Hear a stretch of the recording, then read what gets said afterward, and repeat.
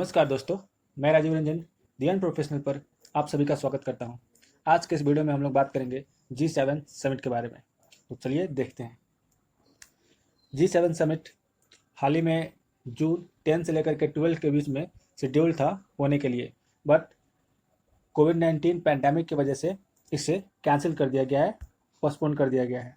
और ऐसा एक्सपेक्टेड है कि ये समिट अब कम से कम सितंबर से पहले तो होने वाली नहीं है।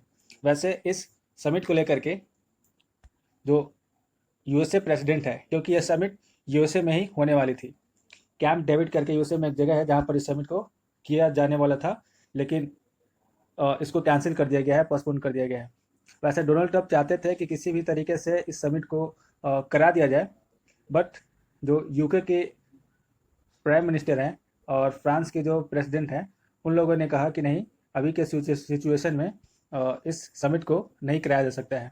तो ये जो समिट है वो लगभग सितंबर 2020 तक तो पोस्टपोन ही माना जा रहा है। पोस्टपोन का अनाउंसमेंट करते वक्त डोनाल्ड ट्रंप ने इस समिट के बारे में कुछ रिमार्क्स दिए। उन्होंने कहा कि यह जो ग्रुप है कंट्रीज़ का, ये काफ़ी पुराना हो चुका है। इससे उन्होंने आउटडेटेड ग्रुप ऑफ कंट्रीज़ बताया, यानी कि यहाँ पर उनका ये क्लियर इंडिकेशन है कि वो अब इस ग्रुप में कुछ नया कंट्रीज़ का इंक्लूजन चाहते हैं। वो उन्होंने इस समिट पर Australia, India, Brazil, south Korea के जो हेड ऑफ स्टेट हैं उनको इनवाइट किया है। साथ ही साथ उन्होंने रशिया के जो प्रेसिडेंट हैं उनको भी एज अ इन्वाइटी उन्होंने इनवाइट किया है। और उनकी बातों से ये बिल्कुल क्लियर इंडिकेशन था कि वो इसको G7 से G11 ग्रुप बनाना चाहते हैं, क्योंकि जब ये ग्रुप बना था उसके बाद से लेकर के आज के समय में जो जियोपॉलिटिकल सिचुएशन है वो काफ़ी चेंज हो चुकी है।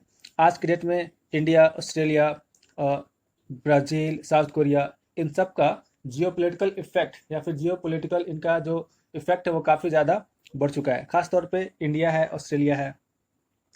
सो डोनाल्ड ट्रंप चाहते हैं कि इन सारे कंट्रीज़ को भी अब G7 समिट में, G7 जो ऑर्गेनाइजेशन है उसमें इंक्लूड कर लिया जाए।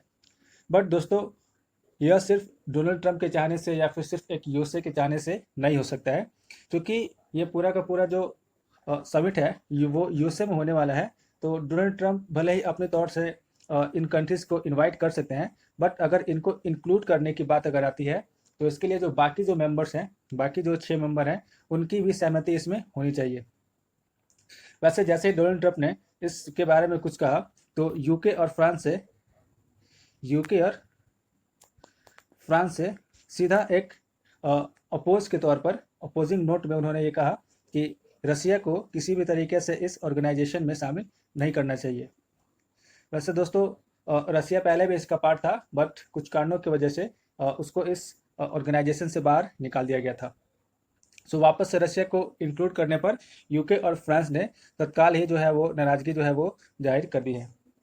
इसमें दोस्तों सबसे इम्पोर्टेंट पार्ट है इंडिया का इंक्लूजन। अगर हम अपने हिसाब से देखें तो इंडिया का जब इस ग्रुप में इंक्लूजन होगा तो इसके लिए जो इंडिया का जो जियोपॉलिटिकल स्तर पर इंडिया का जो डोमिनेंस है, जो इनका प्रेजेंस है इंडिया का, वो काफ़ी ज़्यादा बढ़ जाएगा। और इंडिया की जो भी बात होती है उसको जियोपॉलिटिकल स्तर पर यानी कि पूरे ग्लोबल स्तर पर काफ़ी इंपॉर्टेंस देना शुरू कर दिया जाएगा। वैसे भी इंडिया काफ़ी तेज़ी से जो है अपना कम से कम ग्लोबल स्तर पर जो है एक इफेक्ट जो है वो क्रिएट करने में अब तक सफल रहा है। इसके पीछे दोस्तों अगर देखा जाए तो ट्रंप अगर India, Australia, Brazil, south Korea अगर इनको इनवाइट करते हैं तो एक तरीके से बात समझा जा सकता है, क्योंकि ट्रंप इन सारे कंट्रीज़ के साथ एक अच्छा रिलेशन या फिर यूएसए का एक अच्छा रिलेशन रहता है, लेकिन रशिया के साथ कभी भी यूएसए का एक अच्छा रिलेशन नहीं रहता है। अगर ट्रंप फिर भी रशिया को अगर इंक्लूड करना चाहते हैं तो इसके पीछे जो ट्रंप है, यूएसए है, उनकी एक और मंशा जो है वो सामने आती है। वो है चाइना को लेकर। दोस्तों, चाइना को लेकर के अभी पूरे वर्ल्ड में काफ़ी ज़्यादा शोर मचा हुआ है। कोविड-19 पैंडेमिक को लेकर के सब लोग चाइना को ही ब्लेम कर रहे हैं, और काफ़ी सारी कंट्रीज है उनका ये तक मानना है कि कोविड-19 का जो इस तरीके से पूरा का ग्लोबल स्तर पर फैल जाना, इसमें चाइना की बहुत बड़ी लापरवाही है। और अपने जो उनका लॉसेज हुआ है उसके लिए वो चाइना से कंपनसेशन तक की बात वो कर रहे हैं। और यूएसए जो है चाइना को लेकर के काफ़ी ज़्यादा एक एंटी रिएक्शन जो है वो काफ़ी ज़्यादा प्रतिक्रिया जो है उसकी तरफ से आ रही है। यूएसए ने तो अपने जो ट्रेड डील्स होते हैं चाइना के साथ उसको भी आगे जा कर के बंद करने की बात कह दी है। सो उसको देखते हुए यूएसए एक तरीके से देखा जाए इसमें तो यूएसए जो है चाइना को लेकर के एक एंटी चाइना ब्लॉक जो है वो क्रिएट करने की कोशिश कर रहा है। तभी उसने रशिया को भी इसमें इंक्लूड करने की बात कही है। वैसे भी जो वहाँ के जो ट्रंप के जो सलाहकार होते हैं उनसे ये बात सामने निकल कर के आई है कि इस समिट में चाइना को कहीं से भी वो पार्टिसिपेट नहीं करना चाहते हैं, बल्कि इस समिट का जो मेन डिस्कशन होगा, इश्यू होगा, वो चाइना को लेकर के ही होगा। और इसीलिए वो इन सारे कंट्रीज़ को अपने साथ इसमें इनवाइट कर रहे हैं ताकि वो चाइना को लेकर के एक एंटी चाइना जो ब्लॉक है उसको इस्टेब्लिश करे, और चाइना को वो हर तरफ से इसके ऊपर घेरना चाहते हैं। तो दोस्तों ये काफ़ी अभी करंट में न्यूज़ चल रहा है, इसलिए हमें G7 ग्रुप जो है उसके बारे में जानना काफ़ी ज़्यादा इंपॉर्टेंट हो जाता है। काफ़ी चांसेस है कि जो क्वेश्चंस हो सकते हैं एग्जाम में G7 समिट से या फिर G7 जो ग्रुप है उससे रिलेटेड आ जाए। तो हम लोग अभी G7 जो ग्रुप है उसके बारे में देखते हैं। G7 एक international intergovernmental economic organisation है जो कि 7 मेजर इकोनॉमी को मिला करके बनती है। G7 का मतलब है 7 कंट्रीज, ग्रुप ऑफ 7 कंट्रीज, जिसमें आपका कनाडा है, फ्रांस है, जर्मनी है, इटली है, जापान है, यूके है और यूएसए है। ये 7 मेजर इकोनॉमी जो है वर्ल्ड की, इनका ग्रुप जो है वो G7 ग्रुप कहलाता है। ये अगर बात करें ग्लोबल तौर पर तो ये टोटल 7 कंट्री जो है ये मिला करके जो ग्लोबल नेट वेल्थ है उसका लगभग 58% पार्ट जो है ये कंट्रीब्यूट करते हैं। यानी कि पूरे ग्लोबल नेट वेल्थ का लगभग 58% हिस्सा जो है इन 7 कंट्रीज़ को मिला करके बनता है। साथ ही साथ इन 7 कंट्रीज़ को जो जीडीपी है उसको अगर मिला दिया जाए तो टोटल ग्लोबल जीडीपी का लगभग 46% आ जाता है। तो दोस्तों इन दो डाटा से आप कम से कम ये अनुमान लगा सकते हैं कि ये जो 7 मेजर कंट्रीज़ है इनका टोटल ग्लोबल तौर पे कितना ज़्यादा इम्पैक्ट है, या फिर इनका एक ग्रुप बनना इकोनॉमिक तौर पे पूरे वर्ल्ड का एक बहुत बड़ा हिस्सा आ जाता है। नेक्स्ट देखते हैं इस ऑर्गेनाइजेशन का जो इस्टेब्लिशमेंट है उसके पीछे जो अगर रीज़न अगर हम समझे तो 2 रीज़न कह सकते हैं। एक है 1971 का जो एक्सचेंज रेट कोलैप्स हुआ था, वो के साथ 1973 में जो गल्फ वॉर हुआ था और उस समय जो ऑयल क्राइसिस सामने आया था उसको लेकर के माना जाता है, क्योंकि इसी के बाद जो है जो मेजर इकोनॉमीज हैं उन्होंने आपस में मिल करके ये ग्रुप जो है वो उसको बनाया था।